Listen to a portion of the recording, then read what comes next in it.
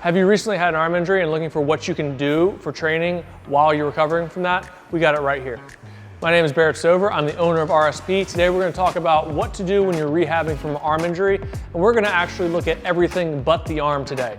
The main thing we want to think about when we do have an arm injury is we can still train our lower half. The simplest thing you can do anywhere without any type of coaching is some type of body weight, specifically isometrics. So we do a lot of this as we build guys up and we go heavier and heavier with them. But obviously if you're just coming off injury, even if you're in a sling, you could hold on to something so you don't fall over. But doing something as simple as getting down in a lunge position and holding here for a lot amount of time and then slowly building up. So I might be able to hold this for 20 seconds week one, and then by the end of like 6 weeks, I'm up to a minute. Obviously, if we're holding it for a minute instead of 20 seconds, we're gonna be stronger. You have zero chance of falling, zero chance of injury, of hurting yourself doing that way. We can also do something like once you're healed and out of a sling, if you do have surgery, add a weight vest and then progress the weight vest so you don't even have to hold anything and put any stress on your actual arm. As we get more and more used to the bodyweight isometrics, we can hold something in our non-throwing arm. So I'm a right-handed pitcher. If I hurt my right arm, then everything I do, I'm just gonna hold in my left arm.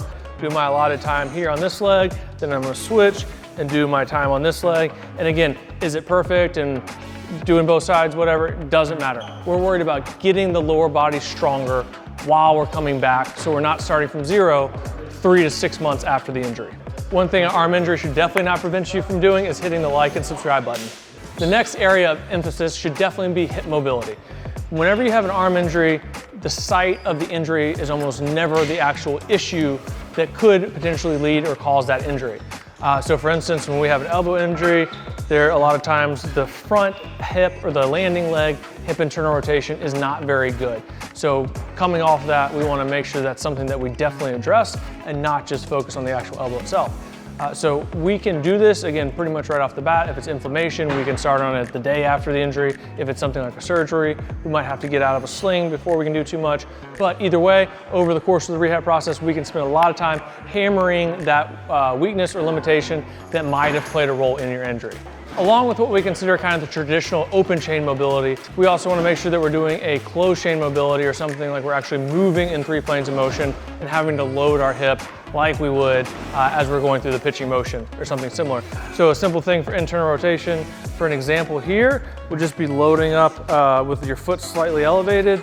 And then as we go into this, we're gonna keep our knee over our big toe and almost feel like we're rotating and reaching our hand in as we go. So that should really stretch out that butt cheek. And as we do that, we're getting a big stretch through your glute, and with keeping the femur still, which is internal rotation. So it's like the pelvis is rotating, the femur staying still as we reach. We do that on my back leg. That's the same thing that I'm gonna do in my pitching motion where I'm here and I'm loaded as I go.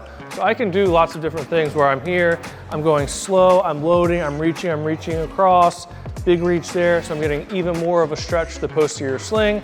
I can do something where I'm working on a drop step and getting as low as I can while keeping that foot there and make sure that I have good adductor strength and length on the back leg or your trail leg. So there's 1,000 different things that we can do both in the open chain and the closed chain to make sure that we're training you as much as possible to move as well as possible when we go back to throwing a baseball. Another area of mobility that can usually be addressed in a lot of pitchers that have injury is thoracic mobility, specifically rotation. To get proper rotation, we want to be able to flex and extend the spine first, and then we'll worry about turning as much as possible. So doing anything where we're doing a rolling pattern, we're getting as much spinal flexion as we bend over, and doing stuff where we can rotate. Obviously, we don't need to necessarily load it.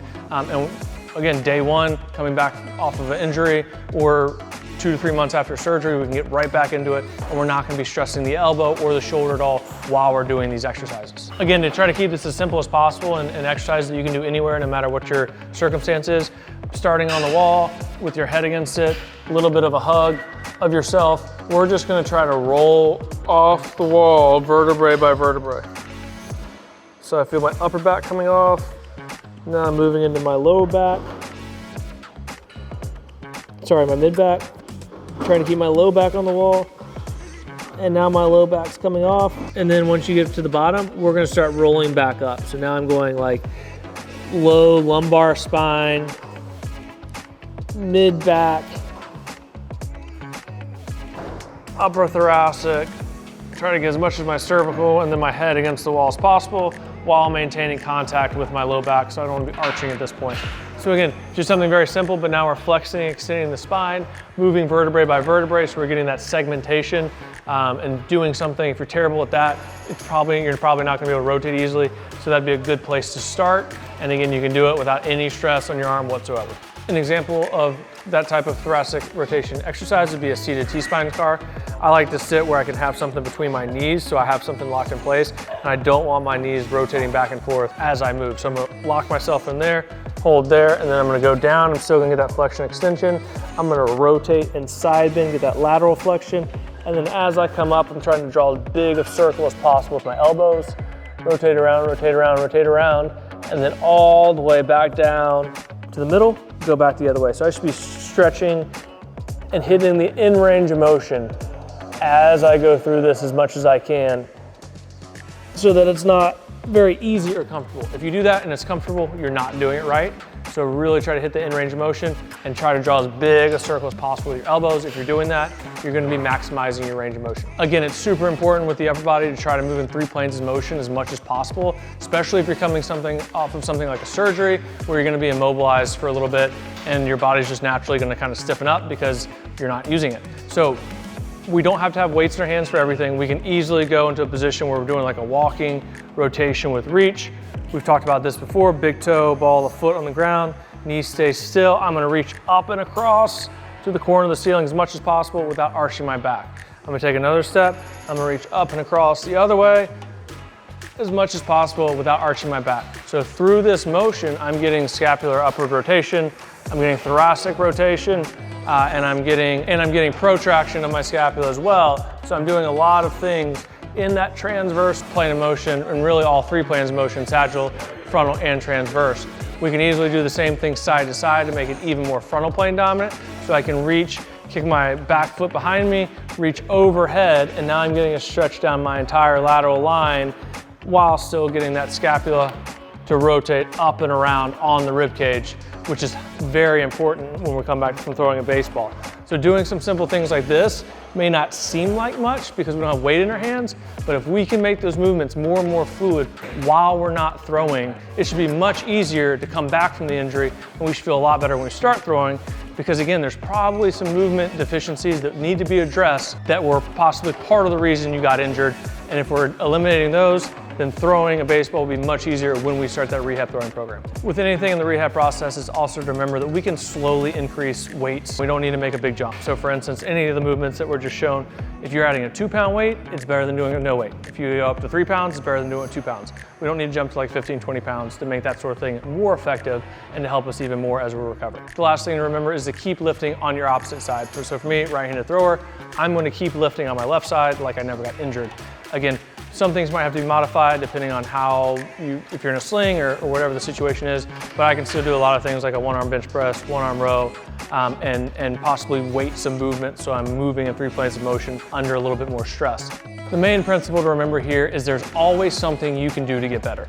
There should never be an excuse of, oh, this hurts, oh, I have this injury.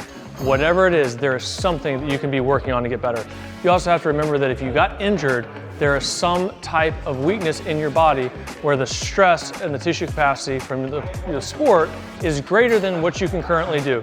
So if that's the case, you have to get better physically in order to come back and not get hurt again. It's just a simple math equation. We have to increase the overall tissue capacity, whether it's a specific spot like the hip internal rotation that causes more stress on the elbow, or if it's just something like overall strength, we have to improve. So if we're not knocking out those dominoes or checking those boxes as we go through the rehab process, the chance of injury happening once we start throwing again increase dramatically. If you want more information like this, make sure you follow, hit a like, and subscribe to our channel, and we'll be happy to provide more tips for injury prevention or for increasing your performance.